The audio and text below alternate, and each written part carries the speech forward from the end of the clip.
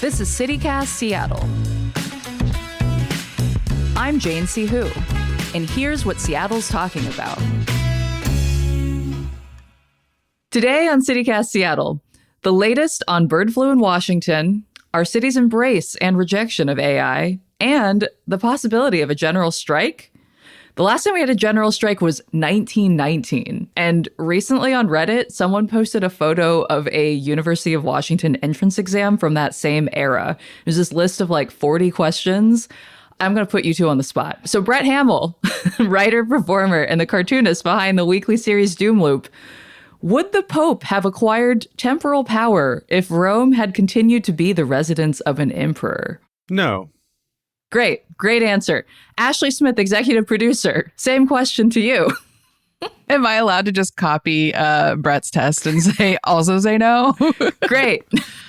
I get the sense that it was being an entrance exam. You would probably have to say yes and or no and. So perhaps the answer is somewhere in maybe. But hey, listeners, if you all know a lot about Roman history, which I do not, please do send us an email, weigh in on that. Or send us your answers, because I don't think I would have gotten into UW in 1908 based on these questions. Oh, yeah, I was reading the comments on that post and someone said it was like basically an open book test. Like you had months to actually write those in. Okay, no, that feels more doable. Maybe I would have gotten in then. But it was also 1908, I think. So I don't know how much access people had to like this knowledge or going to the library. I don't know, but it's truly wild to look at what those questions were. I'm not like 100% confident they would have allowed me to learn how to read, But anyway. Every university professor I've ever known going back decades has said that kids get dumber every year. And the first time I heard that was in like 1997. So it's all relative. I want to believe that this generation of kids is quite smart. They've already done a lot of quite smart things. But anyway, it really does feel like history is repeating itself lately. Also from that same era, 1919, the early 1900s, bird flu killed somewhere between like 50 and 100 million people worldwide. You all probably learned that during the pandemic era. And sorry to be the bearer of bad news, but last week, the Washington State Department of Health announced that a person in Grays Harbor County has a new strain of bird flu. Oh, God. So it's the U.S.'s first human case of bird flu in months. So the last one was in February. The 1919 bird flu was like the OG bird flu, H1N1. We're now on H5N5. That is what the person in Grays Harbor County has. So this person, what we know about them is that they have domestic poultry in their backyard. And so the leading theory right now about how they got bird flu is that it came from wild birds that maybe interacted with the flock in their backyard. What I don't love about this is that while there have been, I think, 14 other cases in Washington in the last year or so of H5 bird flu, those all came from people who are working in commercial poultry. This is just someone who interacted with their own birds and got sick. But anyway, I'm curious, have you all heard about this? Is this like news outside of the science journalism realm? I have heard of it. And as someone who periodically dabbles in the idea that I can have urban chickens, this is actually a good data point against. Besides it being a ton of work. Yes, I frequently am like, wouldn't it be great to just go out and collect the eggs? Well, not if you're going to die. Yeah, are the eggs worth it, Brett? It's not worth it. I can buy eggs. I have also heard from people who, after the egg shortage, which was due to the bird flu earlier this year, people being like, I should get my own backyard flock so that I don't have to pay $1 million for eggs at the grocery store. Yeah, this does kind of throw a wrench into that calculus. It's going to save me a lot of time and money over the years. Yeah. By not doing it? Yes. I think the best way to go about this is to have a friend who has chickens and not to be the one who has chickens yourself. It's like having a hot tub where you're like, it's really nice if someone else has this. Yes. So they have to do all the work and you just reap the benefits. And Jane, you do a lot of work with like, you're a science journalist. So like, you know more about this than most people. Is this something we actually should keep an eye on as just like regular people without birds in our backyards, as far as we know? I think that the experts are going to do a good job of keeping an eye on this in the ways that it needs to be kept track of. So the current public health advice is that there's currently no increased risk to the public, even though this is a new strain of bird flu. And this is the first time we've seen that in a human. It does not actually increase the risk in general of humans getting bird flu. It's not a great sign, but I will say that the things that public health officials are recommending are that if you do have a backyard flock or you have to, for some reason, be cleaning bird poop, to wear PPE and be careful about washing your hands. I think also, to me, this has me thinking about all the people I see around Green Lake who are feeding birds and constantly like covered in them. A lot of these wild flocks do get bird flu. So be careful out there, folks. Also, if your cats are free roaming outdoor cats, this can be passed between animals too. Oh, yikes. Yeah. I didn't even think about all the people that feed birds. There are a lot of them. I can't say I get it. They go out there with their like breadcrumbs and stuff. Brett, do you feed birds? Are you into this? I admire them, and I understand that everyone needs to feel needed at some point in the day. I have a friend who feeds the crows in front of his apartment building because he knows that crows can remember faces, and he wants to inoculate himself against the crow army attacking him when the uprising comes. Fair so enough. I get that. Yeah. I actually know a lot of people that have like trying to befriend crows in their neighborhood.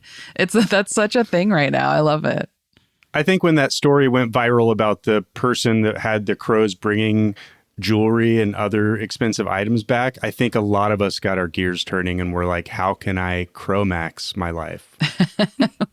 As a person with a dog, I'm just trying to not make permanent enemies, you know? Like I will, if my dog like gets overstimulated and tries to lunge at a crow, I like actually apologize to the crow. Not that I think they understand that, but I'm hoping that conveying emotion in some way comes across to them. That I feel like the crows can separate the dog from their guardian and understand your dog is not a reflection of you and your attitude towards crows. I want to believe that. I don't know that it's true. But for some folks, this has all raised questions about how diseases are monitored in the first place. Over the summer, there were some researchers who were like, why are there no cases? Like, this is weird. Is it just that, like, we don't have enough people monitoring this since so many federal scientists had been laid off? Some people were even concerned that given that the early cases all came from poultry farms, that a lot of these farm workers, many of whom are immigrants, were maybe just underreporting any symptoms they might be experiencing because they were afraid that, ICE would come out and target them. And this case, I think, was just not ignorable. This person was hospitalized and then, tested to find out what had happened to them. But yeah, open questions about how much monitoring we're going to have. I know officials are trying their best, but, hopefully we maintain some federal resources to be able to do that. I was going to bring up the layoffs because I feel like that has been a big topic and concern, obviously, of like whether or not we'll even know the latest on anything like this that's happening, or if we'll be given guidelines, like if that's even still a thing, if they're even allowed to communicate with the public anymore. I think that scientists will hopefully continue to get out the message in whatever way they can, even if not through the official channels. Although for now, it seems like the lines of communication are quite open, and I'm relieved to see that. Yeah. Is this something like the murder hornets that emerges in the hinterlands that sounds really scary and disturbing, but, we're going to be all right? I'm just asking you as a science writer. I am going to go ahead and believe that we're going to be all right. Okay, It's cool. hard to say anything with confidence these days, but for now, it definitely is a headline-grabbing story. I think that the current level of knowledge suggests that we don't need to panic. I feel like ever since like COVID, I definitely didn't pay attention to stuff like this, I don't think. And now I'm always just kind of like, is this the next one? I don't want to be like that paranoid, but you never know, I guess. Truly, I feel like the name of the game is you never know. Which is why you're just hoping that the people who are keeping an eye on it are on top of it. All right. And with that, let's take a quick break.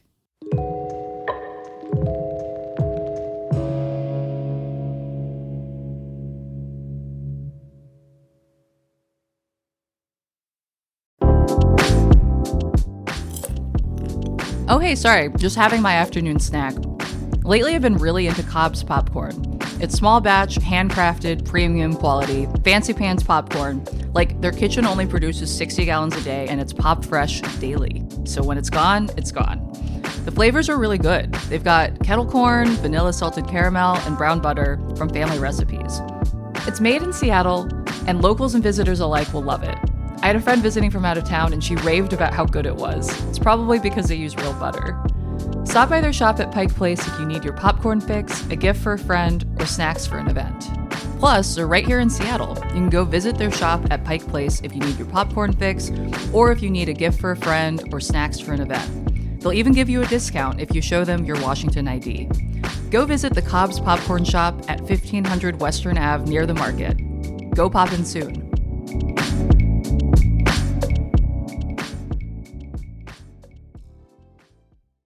On Saturday, people met at the Seattle Labor Temple to discuss building towards a general strike.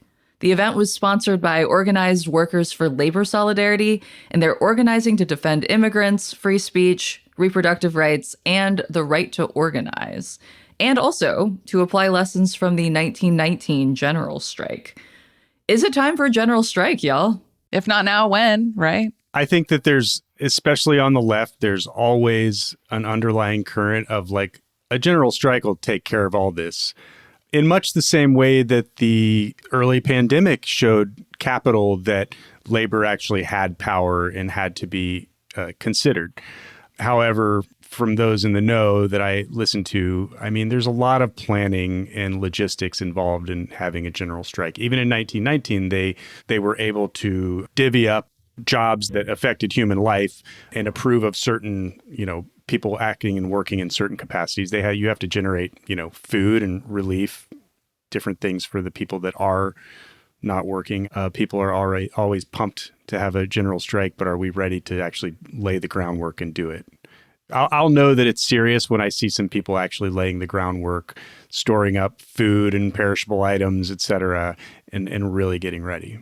It's not just like you're not showing up for work, but like for people who literally need to go to work in order to eat that day or pay their bill that day or something. Like not everyone is going to be able to like take that day off or however long it ends up being, and who can save money right now. So Brett kind of gave me a reality check. I was like, sure, why not? And then like, oh yeah, no, maybe not. I mean, I think it can be done, and I think people are thinking about it, but I don't see us making the concrete immediate steps to do this. So in 1919, I think the city was shut down for 5 days, which is both not that long, but also quite long if you're thinking about most businesses being closed. I know public opinion was also really complicated around this strike. So like it was just right after the Russian Revolution and people were very concerned about Bolshevism. It also seems like the legacy of that became unclear. Like people were really excited by and energized by the fact that you could have a general strike, like that you could actually close down a city for days at a time. But in some cases, it wasn't clear exactly what the workers got out of it. Like not all workers necessarily got a better deal coming out of it. And I mean, I'd be really curious to hear from the organizers right now, like what lessons are they taking from the 1919 strike? Like which parts of it felt like it worked to them and which ones didn't? Our incoming mayor gave her victory speech at the Labor Temple and then went directly to a Starbucks picket. So if something like this is going to happen, it's a lot more likely to happen under the new mayor than it is under the current one, who frequently sides with big business, et cetera. So why not? I mean, look at Seattle when one of our teams wins a championship. The city does effectively kind of shut down. And if you get poorer service at your coffee shop because someone's watching the parade, you understand. So let's just apply that same logic to, labor issues and a general strike. And, that gets us part of the way there. It's not business as usual. When the Seahawks parade happened, they made light rail free. People thronged to downtown and were openly chugging liquor. We are a city that really does deserve a little citywide mania as a treat. Yeah. So why not for something other than pro sports this time? We can have nice things if we tried. I mean, what you were just saying made me also think of COVID lockdown era. And I mean, even the year afterwards, where the norm had been to stay at home, right? Like businesses definitely struggled. Was that a time that could show us what we could accomplish with a general strike? Yeah.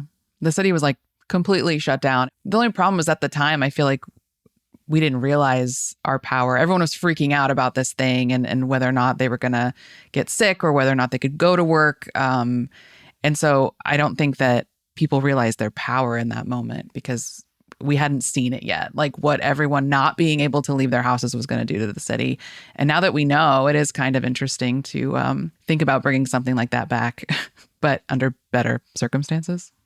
Yeah, I think that the pandemic induced people to consider the relationship between labor and capital in ways that we haven't in decades, probably. And also to consider the idea that, for example, you can close off streets if you want and let the kids play on them. There was a lot of ideas that kind of came bursting forth at that time that are still kind of with us. I noticed that talk of pedestrianizing different areas of Seattle really ramped up after the pandemic. And I still have like street closed, safe street signs all around my neighborhood. So it's a constant reminder that we can do things differently. And it doesn't necessarily take a global cataclysm to make it happen. But that helps. That has me thinking also about how organizing looks different now too, right? I mean, now versus 1919, like I did see some stuff online about this meeting. I am just really interested in how different organizing must look now, 100 years later. You saw with the No Kings protest, it is possible to mobilize tens of thousands of people within a city, given a couple weeks and sort of the right message bearers, like encouraging everyone to attend. But it seems to be some sort of institutional buy-in from local Democratic leaders, orgs like Indivisible, these other networks that have started in the first Trump term probably. So there's a lot of different ways now, which is great.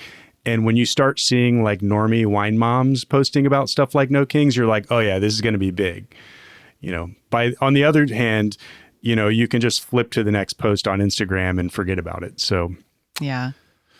Like has to really grab people. Yeah, I don't know what that is either. And I'm sure that is the biggest speed bump roadblock that organizers have to face and get over in order to like get the most amount of people interested. And I feel confident that we could do a general strike in like a peaceful way too, where you're like shutting down the city in a way, but it doesn't have to burn down for us to make a statement.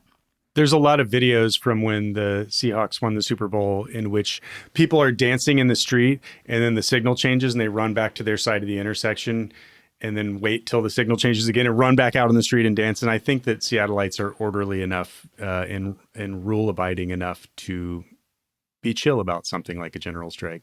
I believe in us. I believe we could have our little general strike as a sweet little treat and behave ourselves.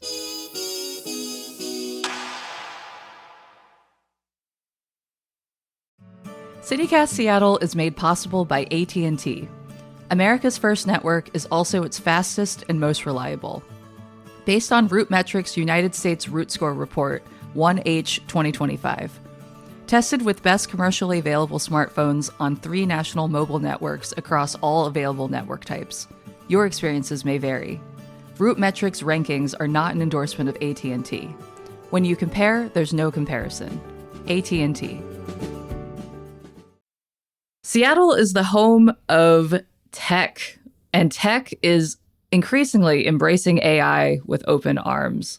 Every app I'm using online is like, do you want to use our new AI tool? And people are really talking about it like it's an inevitability.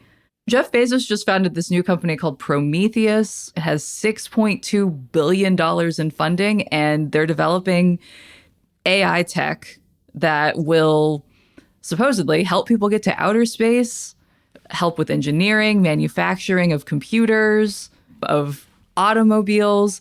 And they also are hoping that their AI models are going to allow AI to perform experiments on their own. So they already have like 100 employees, including researchers that they poach from big AI companies like OpenAI and Meta. It seems like people are just really embracing AI, especially in the city of Seattle. Are you all seeing that too? Unfortunately, yeah. I don't understand at all. I don't get the appeal. I am an AI hater through and through. I do not understand why people are so into this. Same. I'm just waiting for the bubble to burst. I think it's got, maybe 3 months. We're seeing all the same signs that led up to the subprime meltdown. People divesting, including people like Peter Thiel, are divesting from NVIDIA now. There's a lot of things in the market that suggest that this is not going to last much longer, and we won't be hearing about AI next year in the same ridiculously overheated terms we are now. What happens if we are in a bubble? Like, does it just go away?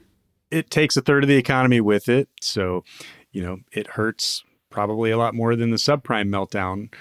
And then what comes after that? Well, I'm sure they'll figure out a way to rebrand it. Although you don't really hear about NFTs that much anymore. So there's a couple different ways it could go. I was just thinking the same thing. I was like, whatever happened to NFTs? For like a second, everyone was like, NFTs are the future. Justin Bieber's selling NFTs. Like, everyone should purchase an NFT. Like, in the same way that we talked about Beanie Babies in the 90s. And it feels like it just quietly disappeared.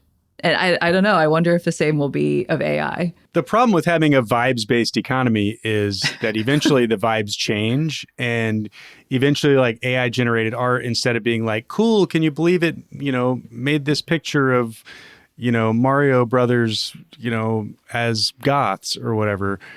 I think that will eventually be seen as the aesthetics of fascism and, this wild market overreach and manipulation of entire populations. So we'll see if the vibe shifts on that. Sorry to be a downer. I mean, haven't there been so many tech layoffs because they're like, oh, AI can do this. I don't need people anymore. And it's awful for the environment. Like, what are the pros of AI? Is just that makes transcription easier? Transcription is great. Transcription's never been better. So that's nice. Yeah, that's something. But yeah, what am I missing is my question. From the clankers, the bot lickers, what are we calling people that love AI? I feel like I need them to tell me like what is so cool about this? I mean, I've heard of other journalists using Google Pinpoint, which is this tool that you can upload a ton of documents and basically it makes them all searchable, or it organizes themes for you. I will say I've not used it myself, but I have definitely heard of, journalists or scientists saying that AI tools for them have helped them be able to cull through large amounts of data that they might not be able to cull through themselves, or at least not as efficiently. And in some cases, I think those AI tools even are like, you can ask it a question in plain language and it generates a response for you the same way that like ChatGPT would, but that it is just local to that set of files on your computer. It does seem to be good at like summarizing stuff. I do know a lot of people who use like, you'll Google something and instead of actually like clicking through to each link, you'll just be like, well, what does the AI summary say is my answer to whatever it is I'm Googling. And I guess I see that as useful. I just hope that information is correct and you kind of have no way of knowing. And we mentioned transcription, which sure, that's helpful and great. I'm sure AI probably also helps with like translation. Maybe it's making that better or easier to like translate stuff. But yeah, I'm really trying to find a pro here.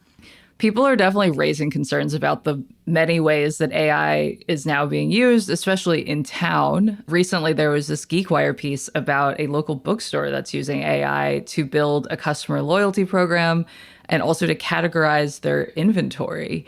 And it seems like people are concerned about that. I think just maybe in part because a bookstore is a place that you tend to associate with being more analog, if that makes any sense, or at least that's my instinct. It's literally physical media. I mean, it's hard to understand how someone could so fundamentally misread the reason people use bookstores. You go to a bookstore, if you're looking for a certain type of book, you ask the smart book nerd who works at the bookstore. They love books so much, they went and got a job at the bookstore, and they get to read all the books they want now. And they can tell you what is the best book to read about bicycling or potted plants. I don't trust an AI to do this. I need an analog meat human to guide the way. You want a sack of meat to tell you which book to read. Yes, yeah. I want someone with like bad knees and they have a headache today and, you know, one big long hair growing out of their eyebrow. I want just a normal, flawed human to tell me what they thought about a book. That's beautiful. Yeah, in so many ways, it feels like a bookstore is almost like a temple dedicated to human creativity. Like, yes. Here are a bunch of physical objects created by people's minds, essentially. Like, I mean, not the physical media, obviously, that was created probably in a factory, but all of the words on the page they come from the joy of our imagination. And it feels like it takes away a little bit of the magic to know that something else like technology might be making recommendations or control what's in the store also to some extent. It taints the experience in a way to even suggest the hint that an AI chose all of our books in our store makes me immediately not want to go in. I want a book nerd who loves books even more than I do to guide my way. This makes me feel better because now I know that like AI won't last forever because everything old is new again. And like kids these days love like they're rediscovering like cassette tapes and like listening with wired headphones and iPods. All that to say that like we embrace technology at first, but then people yearn for the analog version. And so hopefully that will come back into style soon enough. The analog version is the one that actually lasts through successive iterations of the internet, True. Memory holding things. The book remains. The book or the album that your kid discovers later in life is what will remain. Absolutely. And I do wish the best to these booksellers. I am curious how they might take into account the community feedback that some folks are sending their way. But yeah, I mean, it just seems like with this old school turn towards media, I wonder if there are just going to be spaces that people are increasingly rejecting the encroaching of AI. Speaking of iPods, about 2 weeks ago, I was just on eBay looking to see if I could get a refurbished iPod because I miss that era. Like, I miss the satisfying little click of the wheel. I miss having the same artist mislabeled with different misspellings or different like spacings between the words in their band name. Shout out to Death Cab for Cutie. Yeah, exactly. But those are now going for like $1,000. So I was like, oh, the fact that it is now so much more and not even counting inflation. I was like, yeah, okay, I'm not made of money. Maybe I'll just sit this one out and let the cool kids have it. Are they really? Because I think I have an old one in my glove compartment in my car that I haven't touched in years. That's the right place for it to be also. Exactly. Yeah. I am in the process of cleaning my garage, and I recently pulled out a box that was like technology packaging, basically. And as I went through the box, hoping to find something that might still be useful, literally entire large box of items, none of which could be used with our current technology, most of which you wouldn't use even if you could anymore. So the march of time is merciless on tech, and stuff that I had put in the garage 10 years ago is now completely worthless. Oh my God. And it was definitely a like meditation on mortality moment for me. Brutal. Well, maybe in 10 years we'll look back at this moment, and I mean, AI is not going to be in your like sad mortality box, Brett, but maybe we'll look back I hope it is. We'll look back and think, yeah, remember that? Remember NFTs? Remember that AI push in the mid 2020s? Whatever happened with all that? But let's leave it there for now. That's all for today here at CityCast Seattle. I'm your host, Jane C. Hu. Brett Hamil, thanks so much for being here. Good to see you guys. Ashley Smith, thanks for joining us. Anytime. Listeners, we want to hear from you. Send us your news tips, questions, and hot goss. We're also planning a series right now on Seattle's mysteries. Is there something you've always wondered about our city? Let us find out for you. Send an email to seattle@citycast.fm. You can also text us or leave a voicemail on the CityCast hotline at 206-880-3931. If you're enjoying the podcast, be sure to follow us on Apple, Spotify, or wherever you listen so you never miss an episode. Or even better, leave us a review. You can get more local news and events delivered right to your inbox by subscribing to our newsletter. Just go to seattle.citycast.fm. Until next time, see ya, Seattle.